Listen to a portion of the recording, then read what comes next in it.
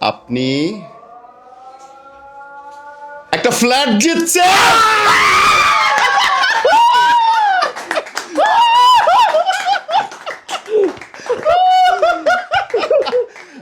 আপনি প্রথম ফ্ল্যাট জিতছেন নিজের বাড়ি। আমি কোনোদিন ভাবিনি একটা বাড়ি করতে পারবো। ভাই আমরা এখন কোথায়? আমরা আছি বগুড়া আনসার ক্যাম্প। এবং বগুড়াতে এসছি আমরা ঢাকা থেকে একটা অদ্ভুত ঘটনার সাক্ষী হতে।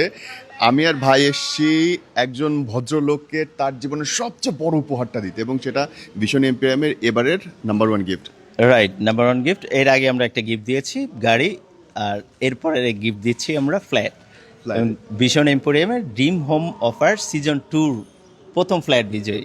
এবং আপনাদের কোনো ধারণা নেই, অ্যাজ ওয়েল অ্যাজ তারও কোনো ধারণা নাই তিনি আজকে কি উপহার পাইতে যাচ্ছেন। ওনাকে আমরা বলছি যে 1000-20 টাকার মধ্যে একটা উপহার তিনি পাবেন, দ্যাটস ইট। তাই তো, এই পর্যন্তই জানেন। আমরা এখন যাবো এবং তাকেই সারপ্রাইজ দেবো, এবং ট্রাস্ট মি মজাটা পাবেন না।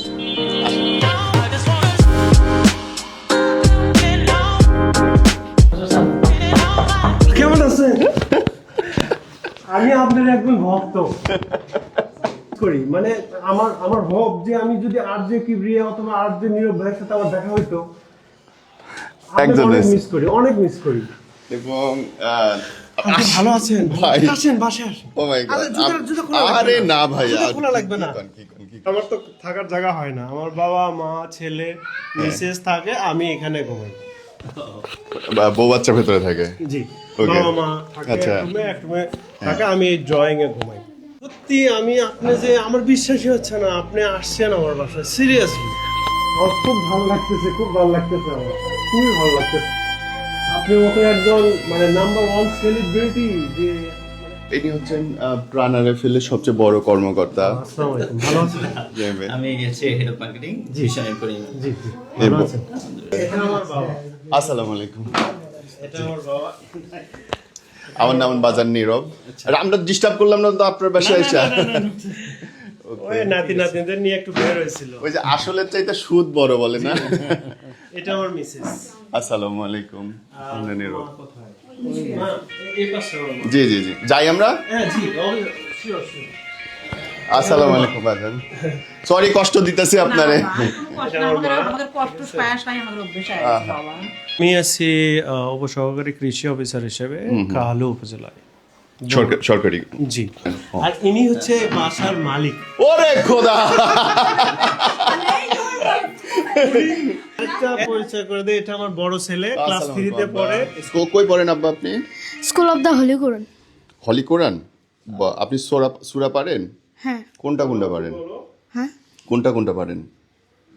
11টা। 11টা পারেন? আমাকে একটা শোনান তো। সূরাতুল মাউনি মাক্কিয়া, বিসমিল্লাহির রহমানির রহিম। আরাআইতাল্লাযী ইউকাযযিবু বিদ্দীন, ফাযালিকাল্লাযী ইয়াতুউল ইয়াতীম। আসসালামু আলাইকুম। আপনি কথা বলতে পারেন? এটা আমার মতো কালাগুলো হয়েছে। ওই কি কর, আপনি তো অনেক এটা সুন্দর। হচ্ছে মানে ডার্ক চকলেট আমার। হোয়াইট।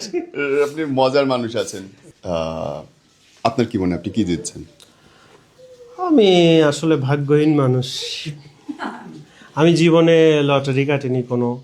আমার জীবনে যে মানুষ টাকা পুড়ে নাকি পায়, অনেক পরে পায়, মানে ইয়েতে পায় অনেক, মানে বড় স্বপ্ন। আমার কোনো বড় স্বপ্ন নেই। আমি যেন আল্লাহ আমাকে সুস্থ রাখে এবং সারা জীবন যেন আমি বাবা মার সেবা করে চলতে পারি, এবং আমার যে ছোট একটা চাকরি, এটা জন্য আমি সৎভাবে আমি যেন শেষ করতে পারি, এটাই আমার হোক ইনশাআল্লাহ। এবং হয় না যে প্রতিটা মানুষের স্বপ্ন থাকে একটা। আপনার কি কি স্বপ্ন আছে লাইফে? আমার স্বপ্ন আছে, আমার বাবা মা অলরেডি হজ করছে, মাশাআল্লাহ, এবং আমি আমার ফুল ফ্যামিলি নিয়ে আমি কাবা ঘর তওয়াফ করব। এটাই আমার সবচেয়ে বড় স্বপ্ন। এছাড়া যে বাড়ি হবে, গাড়ি হবে, আমি অনেক শাইনি জীবন, আমার এটা আশা নেই। আপনার এই কেনার গল্পটা আমাকে বলেন তো। এটা কিনতে গেলেন কেমনে, আর কে আপনাকে বললো ইম্পেরিয়ামে যাইতে? কে কিনতে? অ্যাকচুয়ালি আমার টাকাটা কোত্থেকে, কার কাছে? ভাবির কাছ থেকে নিলেন না ধার নিছেন? না, আমি টাকা 2টা মানুষের থেকে ধার নিছি। সেটা হচ্ছে যে ওই যে মিশনের হাসপাতালে চাকরি করে, ওনার থেকে নিচ্ছি 3000, আর ঢাকায় আমার এক মামা থাকে, তার থেকে নিচ্ছি 2000। মানে আপনার এটা ধারের টাকায় কিনা? ধারের টাকা, এটা ধারের টাকা,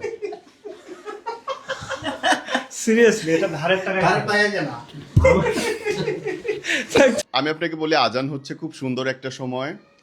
আপনি আমাদের জানেন যে ড্রিম হোম সিজন অফার চলছে মানে এবং উইকেন্ড হয় বলি? আমাকে বলছে ম্যানেজার সাহেব বলছে। বলছে তো আল্লাহর ঘরের ডাক আসছে। আমি বলি এই সময়ে আপনি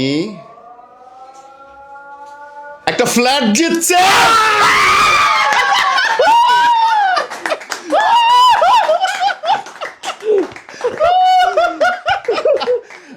আপনি প্রথম ফ্ল্যাট জিতছেন নিজের বাড়ি।